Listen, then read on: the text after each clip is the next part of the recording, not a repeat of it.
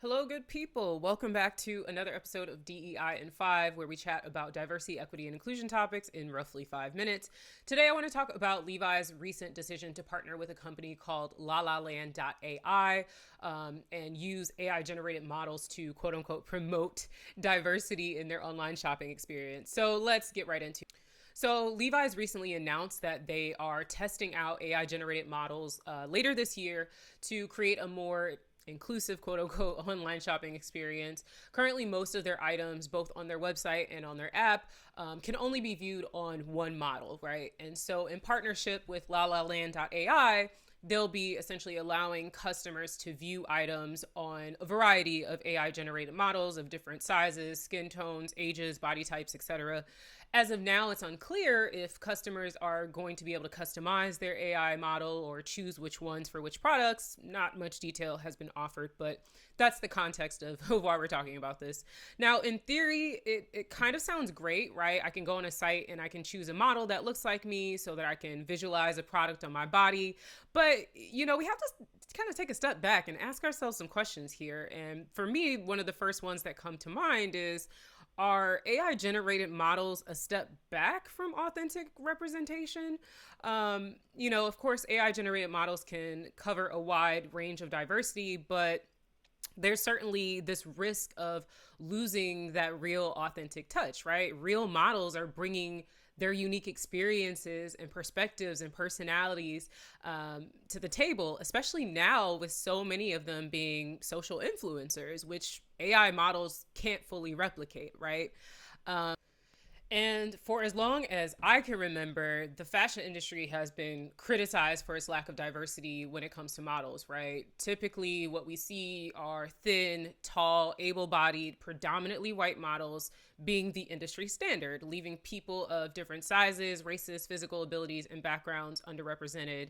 And of course, we've seen efforts and movements over the recent years to improve diversity, but there's still such a long way to go in the fashion industry, much like all other industries. So is using AI generated models, is that a step forward or a step backward as it relates to that ongoing struggle? Let me know what you think in the comments. I'm going to keep asking y'all questions because I don't have all the answers. I'm just curious, right? Also, given that Levi's has gone through several rounds of layoffs over the past few years, with roughly 15% of their workforce being laid off, they've saved about $100 million. So many are questioning, is this a genuine attempt to be more inclusive, or is it simply a cost-cutting measure that they're taking? Because why not go for the obvious solution, which is to hire real models and, give them opportunities, models of different backgrounds, body types, etc. Again, let me know what you think in the comments.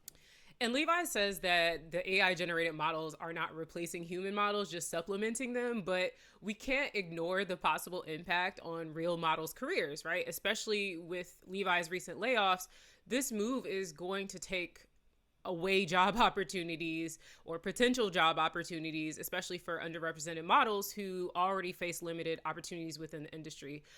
We've long seen issues with non-white models securing jobs, and I can't help but think about Shudu. And if you're not familiar, Shudu is the world's first digital supermodel, and she's an AI generated Black model who was created by a white photographer named Cameron Wilson. And Wilson has used Shudu to land major editorial features with, organizations such as Harper's Bazaar, Elle, and has secured some major partnership deals with brands like BMW, Aces, Louis Vuitton, so many more to name, right? All of this while doing what I think is essentially digital blackface, taking away opportunities from actual Black woman models. And it's so, so unfortunate. Levi's announcement also comes at a time when we're seeing less body diversity. And there's a recent article from The Cut, which I'll drop below, in which they highlighted a study that looked at more than 900 fashion looks, as they call them, across more than 200 shows, recent shows in New York, London, Milan, and Paris during fashion weeks that just passed. And it showed that only 17 brands included at least one plus size look.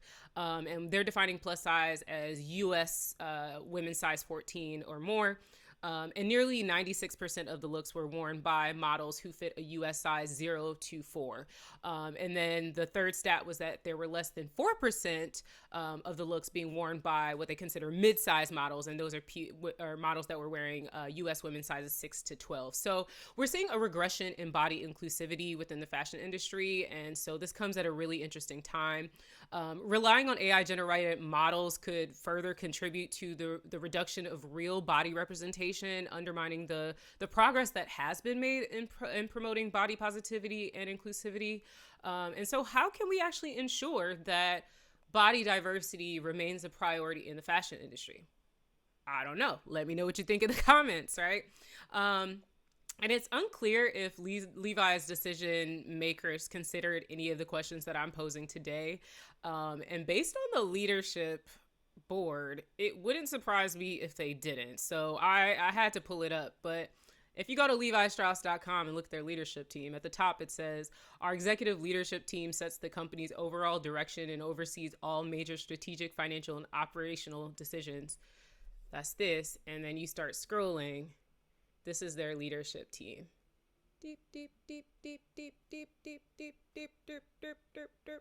So, like I said, I don't know if they actually considered any of the questions that we're considering today. And, you know, Levi's is an industry leader, so what they do with AI in the fashion industry is likely going to set the tone for so many others. And this partnership with ay-dree-el might, you know, it has some potential benefits, like I highlighted before, customers being able to see themselves in different styles. But we cannot ignore the negative implications. And, you know, we're entering this AI space really, really quickly, and there's not any regulation happening, right? Or no sort of ways of working or whatever else, right? And so we really do need to prioritize real representation and opportunities. Otherwise, we are going to keep perpetuating the same exclusionary, inequitable systems that we've seen for years, for centuries. But again, based on the diversity of that Levi's leadership team, maybe that's what they want. Who knows? I don't know. Anyways, that's it for today. Thanks for joining for another episode of DEI in 5. Don't forget to like, comment, subscribe for more insightful discussions on diversity, equity, inclusion. Let me know, like I said, what you think about Levi and AI's AI approach to using models for inclusivity. Of course, my email goes off as I'm recording. And let me know if you have any ideas or solutions, and I will see you next time. Of course, my dog is here. Say bye, friends. See you next time. All right, y'all. Thanks for joining. See you later.